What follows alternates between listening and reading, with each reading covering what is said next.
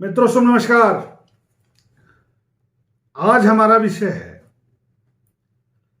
सूर्य के राशि परिवर्तन का क्या प्रभाव पड़ने वाला है। सूर्य ग्रहों में राजा है। सूर्य देव का परिवर्तन एक बड़ा परिवर्तन होता है, प्रभावकारक होता है। ऐसे में जब एक राशि से दूसरी राशि में गोचरीय संचरण करते हैं, परिवर्तन करते हैं, तो समाज पर, देश पर, सामाजिक व्यवस्थाओं पर, आर्थिक व्यवस्थाओं पर, राजनैतिक व्यवस्थाओं पर,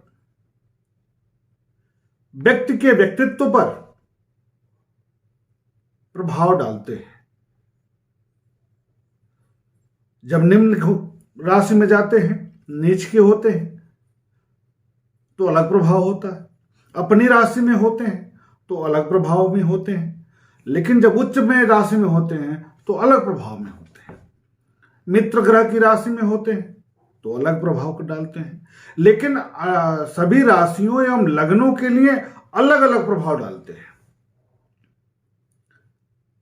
लग्न के अनुसार आप समझिएगा, हम लग्न के अनुसार क्या प्रभाव स्थापित करेंगे, इसके संदर्भ में हम चर्चा करेंगे।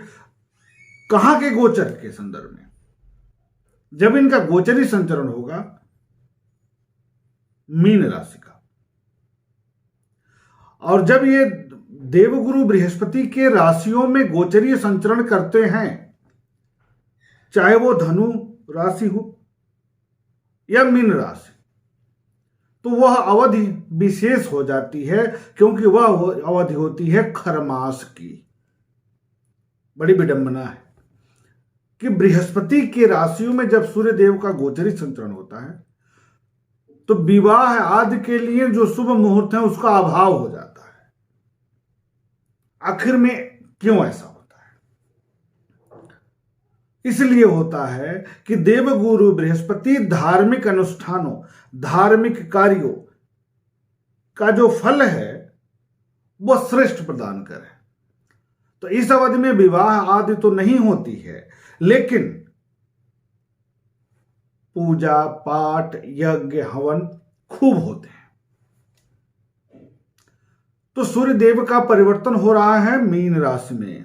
कब हो रहा है? 14 मार्च को। कब? रात में 7:58 के बाद। और कब तक रहेंगे मीन राशि में ये? तो 13 और 14 अप्रैल की भोर में इनका गोचरी संचरण अपनी उच्च राशि मेष में होगा, और उस समय नवरात्र का आरंभ हो रहा होगा। तो इसलिए यह जो महीना है देवगुरु बृहस्पति की राशि में जो जा रहे हैं, वो क्या फल लेकर आएगा आपके लग्न के अनुसार, आपके राशियों के अनुसार, और भारतीय दृष्टिकोण से क्या प्रभाव स्थापित करेंगे। तो पहली बात करेंगे हम भारत की कुंडली पर। इससे पहले हमने मंगल के राशि परिवर्तन के संदर्भ में चर्चा किया था, तो वहां पर हमने कहा था कि आग से व्यापक क्षति हो सकती है। तो आप सब देखिए कि देहरादून राजधानी एक्सप्रेस में आग से क्षति दिखी, कुछ अन्य जगहों पर हुई। आग की बारंबारता में वृद्धि हो जाएगी। 13 अप्रैल तक सतर्क रहने की जरूरत है। लेकिन यहां सूर्य देव के परिवर्तन के संदर्भ में हम चर्चा करेंगे। देखिए, वीडियो बनाने की बात नहीं है कि हम लगातार वीडियो दे रहे हैं, लेकिन दें वही जिसका प्रभाव दिखे समाज पर, आप पर दिखे, जिसमें कुछ एथेंटिक बातें हो। सूर्य का परिवर्तन एक बड़ा परिवर्तन है, इसकी चर्चा किए बिना नहीं रहा जा सकता। इसलिए आज हम यहां चर्चा कर रहे हैं कि यहां उच्चाभिलाषी भी हो जाएंगे। जैसे 15 डिग्री ये भोग कर लेंगे, उच्चाभिलाषी स्थिति में हो जाएंगे, यानी पूर्ण फल प्रदान करने के क्षमता में आ जाएंगे। खूब बढ़िया प्रभाव स्थापित करेंगे। पूजा पाठ, यज्ञ, हवन इत्यादि खूब करिए, खूब लाभ देंगे। तो भारतीय दृष्टिकोण से कैसा रहने वाला है? तो स्वतंत्र भारत की कुंडली वृष लग्न की है, कर्क राशि की है।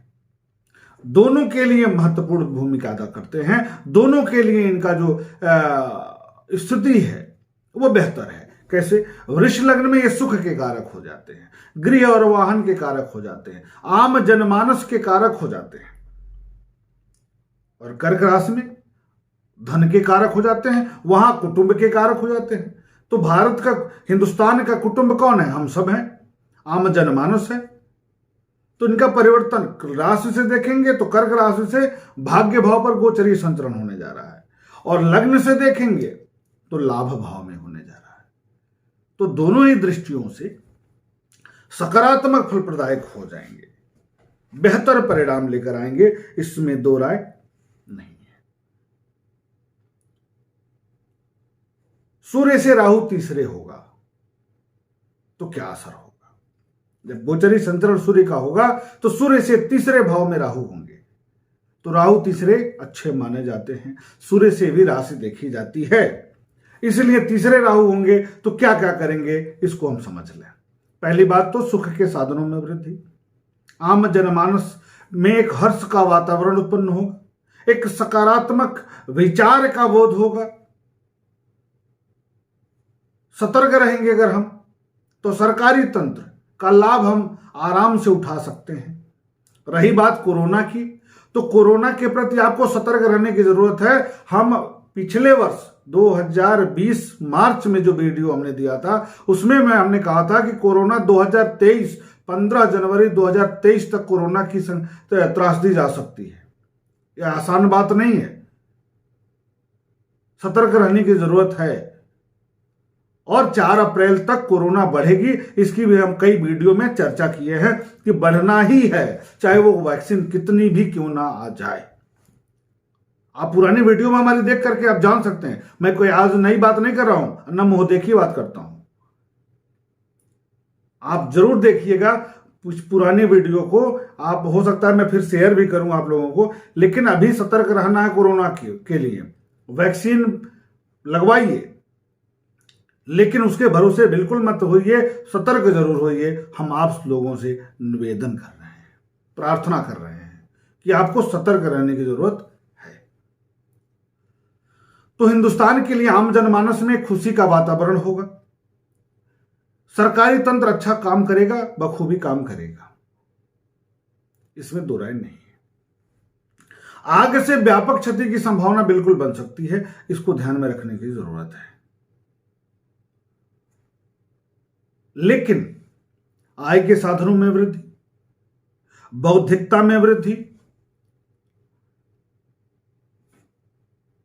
जो लोग भी सरकारी तंत्र में हैं, सरकारी नौकरी में हैं, वो अपना कार्य आम जनमानस के हित में बेहतर करेंगे, इसमें दो राय नहीं है। अब हम बात करेंगे लग्न के अनुसार और राशि के अनुसार।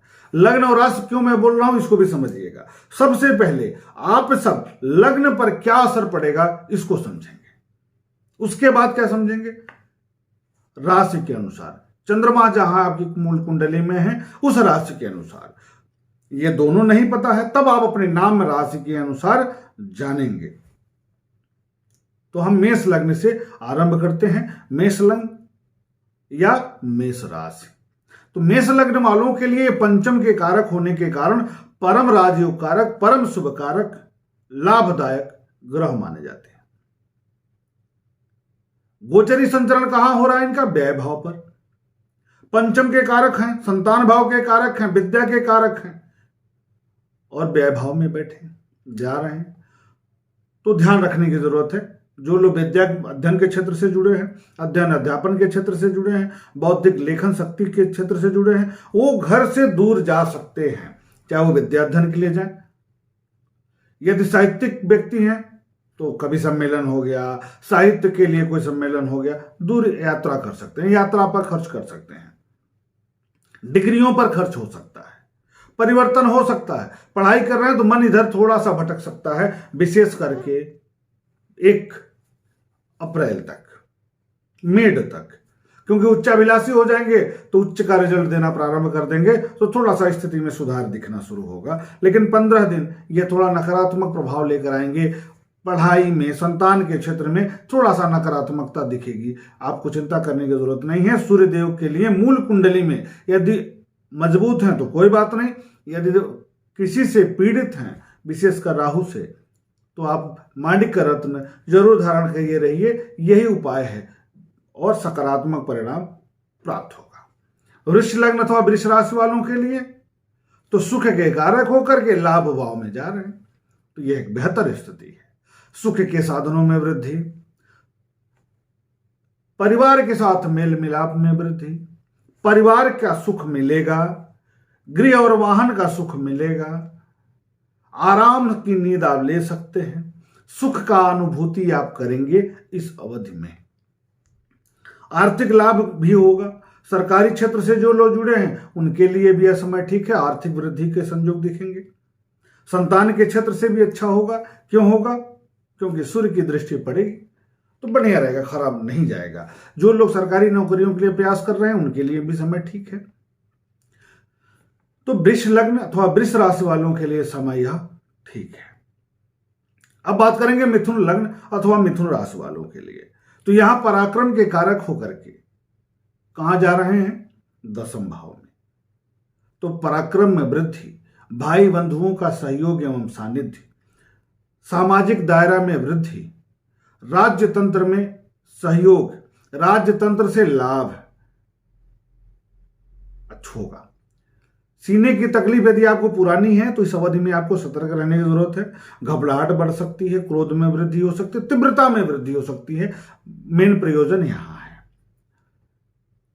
माता का सहयोग सानिध्य तो मिलेगा, लेकिन थोड़ा सा माता के स्वास्थ्य के लिए आपको सतर्क रहने की जरूरत पड़ेगी। फिर भी सरकारी क्षेत्र से जो लोग जुड़े हैं, व्यापार के क्षेत्र से जो लोग जुड़े हैं, राजनीति के क्षेत्र से जो लोग जुड़े हुए हैं, उनके लिए यह समय सकारात्मक है। पराक्रम में वृद्धि कारक है, परिश्रम में वृद्धि कारक है, पिता का सहयोग सानिध्य आपको प्राप्त होगा। अब बात करेंगे कर्क लग्न के लिए। तो कर्क लग्न में धन के कारक हैं, कुटुंब के कारक हैं, द्वितीय भाव के कारक हैं, वाणी के कारक हैं, वाणी व्यवसाय के कारक हैं और भाग्य भाव में गोचरी संचरण करने जा रहे हैं। तो भाग्य में वृद्धि करेंगे, धन में वृद्धि करेंगे, कुटुंब में नया कार्य कराएंगे, किसी सरकारी व्यक्ति का सहयोग सानिध्य आपको प्राप्त होगा, चाहे वो मंत्री हो, चाहे बड़े सरकारी पद पर व्यक्ति आसीन व्यक्ति हो, या आप स्वयं भी यदि सरकारी नौकरी में हैं तो आपके वरिष्ठों का सहयोग सानिध्य आपको प्राप्त होगा। पराक्रम में वृद्धि होगी, सम्मान में वृद्धि होगी, पिता का सहयोग सानिध्य आपको मिलेगा, इसमें दो राय नहीं है। यह स्थितियां आपके लिए बेहतर है। सिंह लग्न के लिए बात करेंगे तो सिंह लग्न में लग्नेश हो जाते हैं। तो लग्नेश होकर के अष्टम भाव में जा रहे हैं, तो बहुत अच्छी स्थिति तो मैं नहीं कहूंगा। यहां लग्न भंग का योग बनाएंगे, लेकिन देखा गया है कि सूर्य यदि अष्टम में है तो नकारात्मक फल प्रदायक नहीं माने जाते, नहीं होते, अच्छाई परिणाम देते हैं। लेकिन लग्न का कारक ग्रह अष्टम में जाएगा तो कुछ तो नकारात्मक होगा। तो क्या होगा? 15 दिन तक मनोबल में कमी, विचारों में अनियमितता, वाणी में तीव्रता, गले की समस्या, स्वास्थ्यगत समस्या, कॉन्फिडेंस कम हो सकता है, निर्णय लेने की क्षमता में कमी आ सकती है, कठोर वचन निकल सकता है। वाणी व्यवसाय के क्षेत्र से जुड़े हैं तो तीव्रता के कारण तनाव महसूस होगा, मन में भटकाव हो सकता है, पेट की समस्या इस अवधि में थोड़ी सी परेशान करेगी, ज्यादा नहीं, थोड़ी सी परेशान करेगी। सूर्यदेव को जल देते रहिए आप इस अवधि में, और अपनी मूल कुंडली को देखते हुए माणिक्य रत्न जरूर धारण किए रहिए, आपको लाभ होगा। वाणी पर संयम जरूर बरतना है, नहीं तो कुटुंब में विवाद की स्थिति उत्पन्न हो सकती है। फिर भी वाणी व्यवसाय के क्षेत्र से सफलता मिलने की संभावना बनेगी। अब हम बात करेंगे कन्या लग्न के लिए, कन्या राशि वालों के लिए। तो कन्या राशि वालों के लिए सप्तम में जा रहे हैं। सप्तम में सूर्य का गोचरी संचरण अच्छा नहीं माना जाता, बेयस होकर के जा रहे हैं, बेयस होकर के सप्तम में जा रहे हैं। तो व्यय में वृद्धि, परिवर्तन, यात्रा पर खर्च, अंदर से थोड़ा सा मन में भटकाव, तनाव, मानसिक पीड़ा, मानसिक तनाव इस अवधि में रह सकता है। विशेषकर 15 दिन तक यानी 1 अप्रैल तक आपको विशेष रूप से सतर्क रहने की जरूरत है। सूर्य को जल देना है। 1 अनार का फल लेकर के और 1 तांबे का टुकड़ा लेकर के आपको प्रत्येक रविवार प्रभु श्री रामचंद्र जी के चरणों में चढ़ाना है। इससे देखेंगे आप तो बड़ा सकारात्मक परिवर्तन दिखेगा आपके लिए। अब हम बात करेंगे तुला लग्न वालों के लिए। तो तुला लग्न में लाभ के कारक होकर के रोग ऋण शत्रु के भाव में जा रहे हैं, 6ठे भाव पर जा रहे हैं, प्रतियोगिता के भाव पर जा रहे हैं। तो यहां सूर्य नकारात्मक फल प्रदायक तो नहीं होंगे, लेकिन लाभ भंग योग का निर्माण जरूर करेंगे। तो 2 स्थिति बनती है। एक तो जब आप परिश्रम करेंगे तो उसका फल कम करेंगे, लेकिन किसी विरोधी से यदि पैसा निकलवाना है तो वहां मदद करेंगे। मुकदमा कोई लगा तो आप जीत सकते हैं। यात्रा पर खर्च होगा, आंख की दिक्कत हो सकती है, लेकिन रोग ऋण शत्रु पराजित होंगे, आप स्वस्थ होंगे। लेकिन आंख को छोड़कर आंख में इचिंग, एलर्जिकल समस्या, आंखों का नंबर बढ़ जाना, इस तरह की समस्याएं आपके साथ हो सकती है। सतर्क रहने की जरूरत है। लाभ में कमी आएगी तो व्यापार वृद्धि के लिए इस महीने मैं कहूंगा कि रुक जाइएगा, थोड़ा सा रुकेंगे तो हो सकता है आगे अगले महीने में जब उच्च के होंगे तो उसका जो अभी अवरोध है वह फायदे में परिवर्तित हो जाएगा, लाभ मिलेगा। सूर्य को जल देते रहना है आपको नियमित तौर पर। पिता के स्वास्थ्य को लेकर भी आप सतर्क रहिएगा, इस अवधि में खर्च हो सकता है। अब बात करेंगे हम वृश्चिक लग्न वालों के लिए। तो वृश्चिक लग्न में राज्य के कारक होने के कारण परम राजयोग कारक हो जाते हैं। तो वृश्चिक लग्न अथवा वृश्चिक राशि वाले क्या फल रहेंगे, कैसा फल उनके लिए रहेगा? तो पंचम भाव में गोचरी संचरण होने जा रहा है। पंचम भाव विद्या के भाव, संतान के भाव, अध्ययन अध्यापन के भाव पर होने जा रहा है। अब राज्य के कारक होकर के हैं तो जाहिर सी बात है बहुत शुभ कारक स्थिति है। संतान के क्षेत्र से, अध्ययन अध्यापन के क्षेत्र से, अधिकारी तंत्र के क्षेत्र से, आपके कार्यस्थल पर, व्यापार स्थल पर यानी व्यापारिक लाभ में वृद्धि, आपके व्यापार में वृद्धि, आप अपने व्यक्तिगत गुण के आधार पर, अपने बुद्धि बल के आधार पर करेंगे। परिश्रम में वृद्धि हो सकती है। संतान से लाभ की स्थिति उत्पन्न हो सकती है। यह अवधि आपके लिए बहुत बेहतरीन है। घर में कुछ न कुछ खुशियां लेकर आने वाला है यह परिवर्तन। अब हम बात करेंगे धनु लग्न में।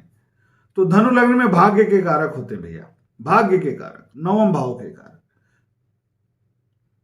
जा कहां रहे? चतुर्थ भाव पर। भाग्य का 4थे भाव में जाना शुभ फलदायक होता है। राजकीय सम्मान, राजकीय सत्कार, राजकीय लाभ,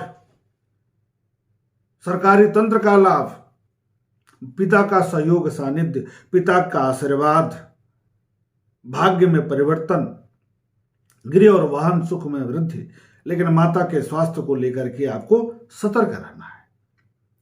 इस बीच में घमंड, क्रोध, गर्व, एक नकारात्मक प्रवृत्ति का भी विकास होता है। व्यक्ति नकारात्मक प्रवृत्ति किस रूप में कि उसके अंदर घमंड आ जाता है, तो उसका ध्यान रखना है कि आपके अंदर घमंड ना हो, आपके अंदर प्राउडनेस नहीं आना चाहिए इस अवधि में। यही एक नकारात्मक है, बाकी सब सकारात्मक है। आपके लिए बहुत अच्छा परिणाम मिलेगा धनु लग्न अथवा धनु राशि वालों के लिए। अब हम बात करेंगे मकर लग्न अथवा मकर राशि में। तो मकर लग्न अथवा मकर राशि में बहुत अच्छा परिणाम नहीं देते, बहुत बढ़िया परिणाम नहीं देने वाले होते। क्यों? क्योंकि अष्टम के कारक होते हैं। अष्टम के कारक होकर तृतीय भाव पर जा रहे हैं, पराक्रम के भाव पर जा रहे हैं, तो क्रूर ग्रह हैं, तो नकारात्मक फल तो नहीं प्रदान करेंगे।